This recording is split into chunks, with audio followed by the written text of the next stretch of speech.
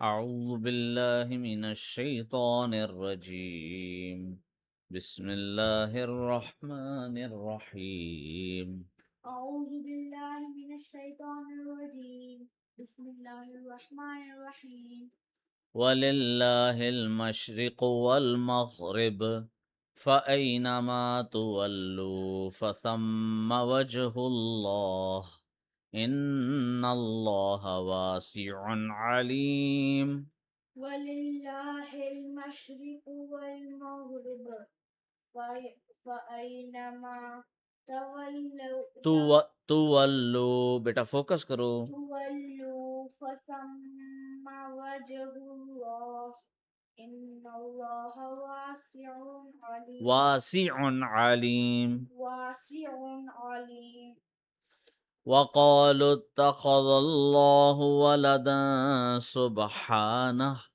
بل له ما في السماوات والأرض كل له قانتون وقال وقالوا اتخذ الله ولدا سبحانه بل له ما في السماوات والأرض كل नहीं बेटा आपका फोकस नहीं है यहाँ से पढ़ो दोबारा بل له ما في السماوات والأرض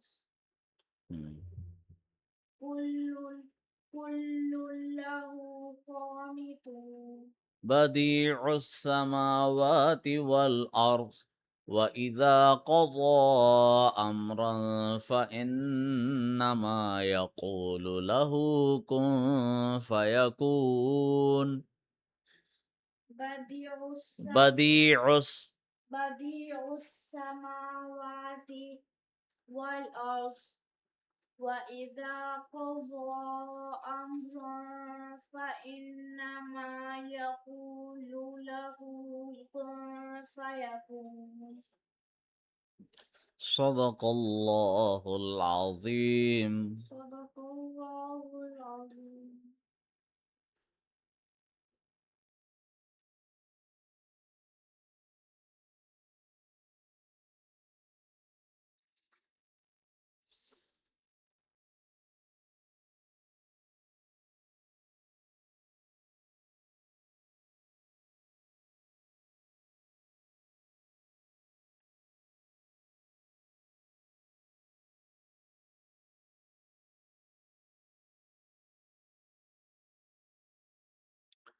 Verse 115 establishes a massive spiritual comfort for the early Muslims when the direction of prayer Qibla was being changed or when they faced restrictions in accessing the sacred mosques.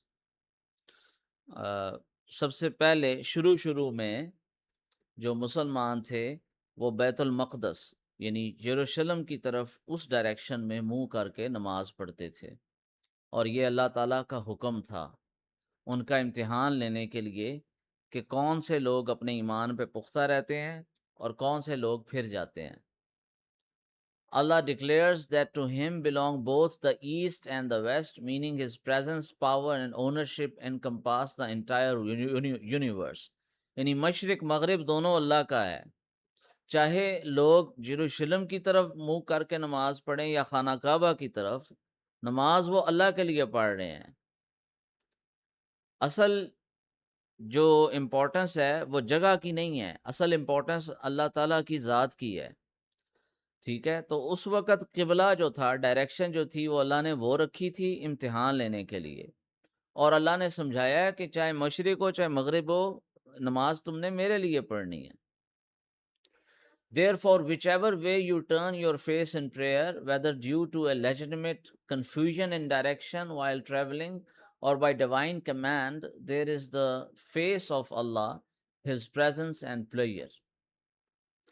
लिहाजा अल्लाह ताला के हुक्म के मुताबिक तुम जिस डायरेक्शन में भी नमाज पढ़ो या सफ़र के दौरान अगर कोई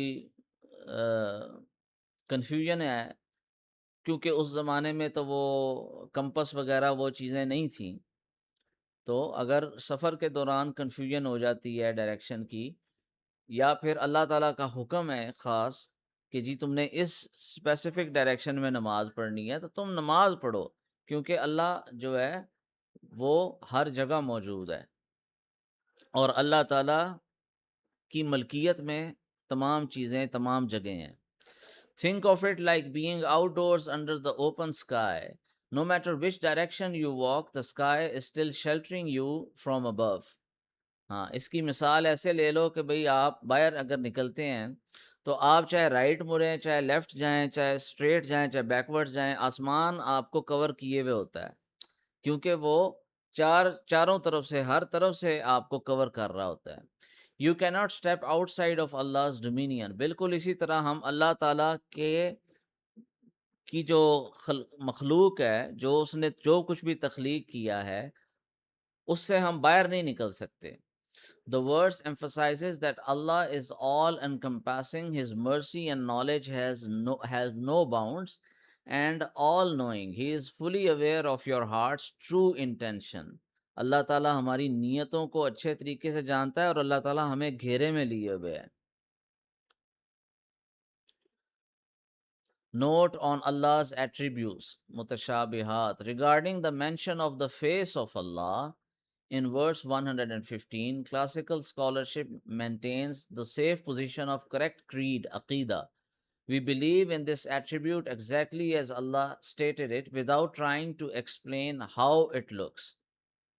अल्लाह ताला ने अपने चेहरे का जो ज़िक्र किया है कुरान में आयत नंबर 115, हमारा अकीदा ये है कि जिस तरह अल्लाह ने बयान किया है हम उस पे मनोवन उस पे ईमान लेते हैं। हम उसके बारे में कोई सोचने की हमें ज़रूरत नहीं है और ना ही इसकी इजाज़त है कि अल्लाह की शक्ल कैसी है और अल्लाह के चेहरे से क्या मुराद है। ठीक है, ये वो वाली आयात हैं जो मुतशाबिहात कहलाती हैं, यानी जिन पे ईमान लाना लाजमी है मगर जिनके बारे में गौर व फिक्र करने की इजाज़त नहीं है, ना ही इसका कोई फ़ायदा है, ना ही अमली इस्लाम से इसका कोई ताल्लुक़ है। We believe in this attribute exactly as Allah stated it, without trying to explain how it looks, without comparing it to human features. हाँ, हम इंसानी जो फीचर्स हैं उसके साथ कंपेयर नहीं कर सकते, क्योंकि एक असूल है कि जो कुछ भी हम अल्लाह के बारे में सोचेंगे अल्लाह उससे मुख्तलिफ होगा। हम अल्लाह ताला की शक्ल के बारे में जो कुछ भी सोचेंगे अल्लाह उससे मुख्तलिफ होगा, क्योंकि अल्लाह अपनी मखलूक जैसा हो ही नहीं सकता, जो कुछ भी उसने क्रिएट किया है और हमारी सोचें भी उसकी क्रिएशन है। And without twisting its meaning into something purely metaphorical, his attributes are unique to his majestic majesty. Verse 116 directly refutes the theological errors of the polytheists, the Jews and the Christians of the time, who claimed that Allah has taken a son, such as the claims regarding Prophet Uzair or Prophet Isa alayhi salam. ईसाई ये कहते हैं कि हज़रत ईसा अलैहि सलाम अल्लाह के बेटे हैं, नाउज़ुबिल्लाह। और यहूदियों का एक तबका, सारे यहूदी नहीं, एक तबका उनका कहता है कि हज़रत उज़ैर अलैहि सलाम वो अल्लाह के बेटे हैं, नाउज़ुबिल्लाह। तो अल्लाह ताला उसका जवाब दे रहा है कि अल्लाह इन चीज़ों से पाक है। Allah declares, exalted is he is completely free from any human like need to have children. अल्लाह ताला को इंसानों की तरह ज़रूरत नहीं है बच्चों की। Having a child implies a need for a successor. हाँ, बच्चे इसलिए लोग चाहते हैं, कोई भी आदमी चाहता है कि मेरे बाद मेरा बेटा सरदार बनेगा, या मेरा बेटा मेरी चीज़ें, मेरा बिजनेस संभालेगा, या मेरा बेटा जो है वो आगे नस्ल को बढ़ाएगा, मेरा नाम बढ़ाएगा, अच्छे काम करेगा। लोग इसलिए औलाद चाहते हैं, लेकिन अल्लाह ताला को इन चीज़ों की ज़रूरत नहीं है। A helper or someone to carry on your name because you are mortal. और लोग इसलिए भी औलाद चाहते हैं कि जब वो बूढ़े हो जाएंगे तो औलाद उनको पैसे देगी या खिदमत करेगी, इसलिए चाहते हैं। लेकिन अल्लाह ताला को इन चीज़ों की ज़रूरत नहीं है। बट अल्लाह इज़ एटर्नल, अल्लाह हमेशा ज़िंदा रहने वाला है। The verse reminds us that everything in the heavens and the earth belongs strictly to him. जो कुछ भी आसमानों ज़मीनों में है वो सब अल्लाह का है। And everything is completely obedient and subservient to his divine will. और हर चीज़ उसके मुती है, उसकी ताबेदार है, उसकी अतात करने वाली है। Verse 117 seals this concept of ultimate power by describing Allah as the originator of the heavens and the earth. He created this entire intricate universe out of absolute nothingness. जब कुछ भी नहीं था तब अल्लाह ताला ने सब कुछ बना दिया। और अल्लाह ताला को किसी मटेरियल की ज़रूरत नहीं थी दुनिया बनाने की, बल्कि उसने कहा कुन हो जा और हो गई, खुद ब खुद हो गई। Without needing a pre existing model और ब्लूप्रिंट। अल्लाह ताला को सोचने की ज़रूरत नहीं है, अल्लाह ताला को किसी देखने की ज़रूरत नहीं तस्वीर को कि मैं ये तस्वीर देख के इसकी कॉपी करके दुनिया बना लूँ। नहीं, no. The verse provides us with a profound look into how his power operates. हाँ, ये आयत हमें बताती है कि अल्लाह ताला की कुदरत, अल्लाह की ताकत कैसे काम करती है। When he decrees a matter, he simply says to it, be, हो जा, कुन, and it becomes कुन फयाकून, और वो हो जाती है। जब अल्लाह कहता है कुन, तो वो हो जाती है, फयाकून यानी हो जाती है। He does not require tools, physical effort or time to build things. ना उसको वक्त की ज़रूरत है चीज़ें बनाने के लिए, ना उसको फिजिकल एफर्ट की ज़रूरत है, ना ही उसको टूल्स की दरकार है। द वे ह्यूमंस डू, जिस तरह ह्यूमंस को टूल्स चाहिए होते हैं, वक्त चाहिए होता है और एफर्ट चाहिए होती है फिजिकल, अल्लाह ताला को इन चीज़ों की ज़रूरत नहीं है। अल्लाह ताला कहता है हो जा, वो हो जाती है। His absolute will is immediately executed. उसकी जो विल है, उसकी मर्जी है, वो एकदम पूरी होती है। Highlighting his supreme majesty and independence from creation. और यही इस चीज़ को साबित करती है कि वो बहुत ही सुप्रीम है, बड़ा ज़बरदस्त है, बड़ा बुलंदियों वाला है और उसको मखलूक की ज़रूरत नहीं है।